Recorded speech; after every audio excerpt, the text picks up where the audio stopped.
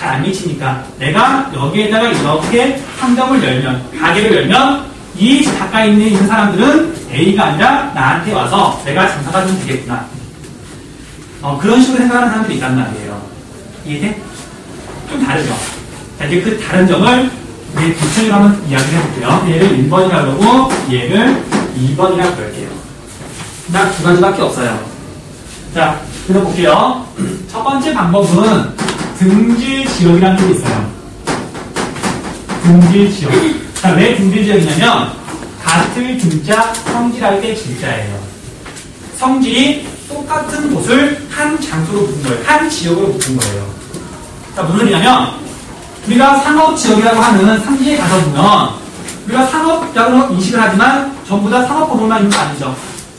분명 주택도 있고 뭔가 많은 것도 있고 물건 안 팔고 그냥 창고처럼 있는 것도 있단 말이에요. 근데 우리가 이걸 상업지역이라고 인식하는 까닭은 여기에 가서 봤더니 예를 들면 상업 기능을 하는 건물 또는 가게가 전체의 50% 이상이더라. 대체로 상가 건물에 밀집해 있더라. 그래서 여기 보면 대부분 이렇게 상가들이 몰려있죠. 상가라는 물건을 파는 곳이라는 그런 가게들, 똑같은 성질을 지닌 것들이 모여있는 거죠. 비해서 여기는 아파트가 모여있고 여기는 공장이 모여있는 거죠. 그래서 집 표면에 나타나는 성질이 똑같은 곳을 각각 묶었더라. 그래서 등질 지역이라고 불러요. 등질 지역. 자, 그에 비해서 자, 여기는 A라는 편의점이 있어요. 편의점이라고 할게요. 편의점이 있어요. 그 다음에 이제 이쪽은 A라는 편의점을 이용하는 사람들이 사는 곳 또는 A라는 편의점에서 물건이 팔려 나가는 범위 지금 그렇게 나눈 거잖아요. 여기는 B라는 편의점에 영향을 받는 곳. 자, 얘랑 좀 다르죠. 여기는 편의점이 단 하나밖에 없잖아. 이쪽은 어떻게 구분하는 거냐면 이쪽은 일단 A라는 중심지가 있어요. 중심지가 있고 그 나머지 이런 부분들 있죠. 이런 부분들은 편의점에 영향을 받는 부분이죠. 자, 그래서 이런 부분을 뭐라고 하냐면 쉬운 말로는 세력권이라고 불러요. 세력권, A에 영향을 받는 부분. 자, 지리에서는 이걸 뭐라고 부르냐면 배후 지역이라고 불러요. 그런 거 같죠?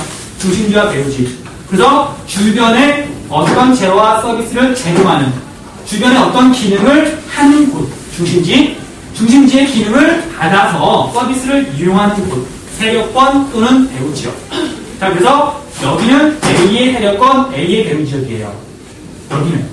여기는 B의 세력권, B의 배후 지역이에요. 그런 식으로 구별하는 방법이 있어요. 오케이? 자, 그래서 세력권의 다른 이름은 배후 지역이더라. 자, 조금 감이 안 잡히더라도 나중에 문제 한 문제만 풀어보면 감이 올 거예요. 감이 올 거니까. 자, 그래서 등질 지역은 성질이 같은 곳을 하나로 묶은 거예요.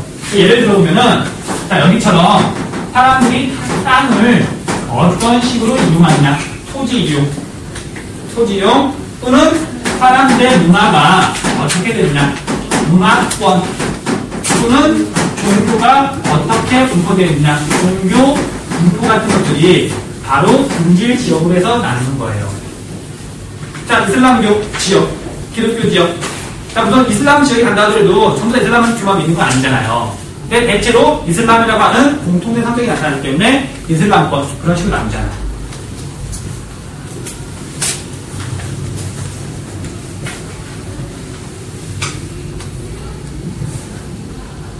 이방 노래도 주는 건가요?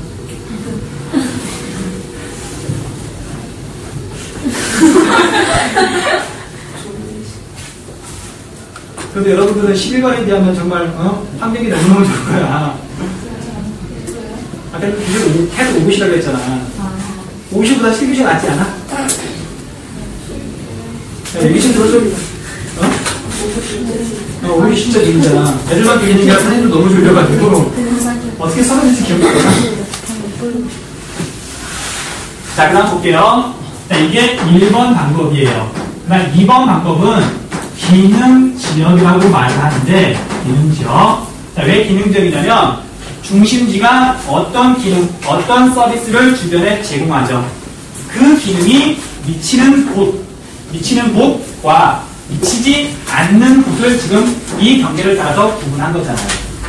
자, 그래서 이걸 기능지역이라고 하더라. 기능지역. 기능지역은 반드시 지도상에 뭐가 있냐면 중심지가 있어요. 자, 상지라고 나눴는데 여기에 중심지 있어요, 없어? 여기 주거지라고 나눴는데 여기서 가장 중요한 아파트, 덜 중요한 아파트 그런 거 없잖아. 그냥 사람이 사는 것, 잠을 자는 곳, 그냥 그걸 주거지역이라고 한 것뿐이잖아요. 여기는 중요하고 덜 중요한 게 없단 말이에요. 이 안에서 영향을 주는 것과 영향을 받는 것 그런 거 없단 말이에요. 근데 이건 있죠. 또 중심지만 찾으면 돼요. 학교라든지 광명국고등학교는 주변에 교육 기능을 지금 제공하는 거잖아요. 광명시는 그런 교육 서비스를 받는 지역이고 광명국고등학교는 중심지고 광명시는 배후 지역이 돼요. 그렇죠? 또는 그다음에 이거 플러스 배후 지역이 나오면 얘는 기능 지역이더라. 오케이? 자, 그리고 예를 들어보면 얘는 대표적으로 상권이 있어요. 또는 학교에 통합권이 있어요. 그다음 또 뭐가 있냐면 이건 도시에서 해당해요. 여기에 만약에 이렇게 서울이라는 도시가 있으면 자, 서울 가까운 데 있는 사람들은 주로 서울로 출퇴근을 하죠. 근데 멀리 있는 사람은 이제 비율이 점점 줄어가지고 일정 범위를 벗어나면 서울이 너무 멀어서 출퇴근 안 한단 말이에요. 이 범위를 우리가 통근권이라고 부르죠. 그것도 대표적인 기능지역이란 말이에요. 그렇죠? 그래서 통근권도 대표적인 기능지역이다.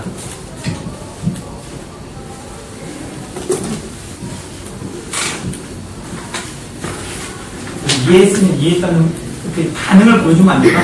근데 이거 지금 적으면서 하는 거 맞죠? 좀 이따 적으시면 볼 거야. 이거 어디다 적어요?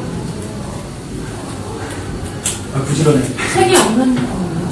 그쵸. 등기자 기능자는 딱 한 둘밖에 없죠.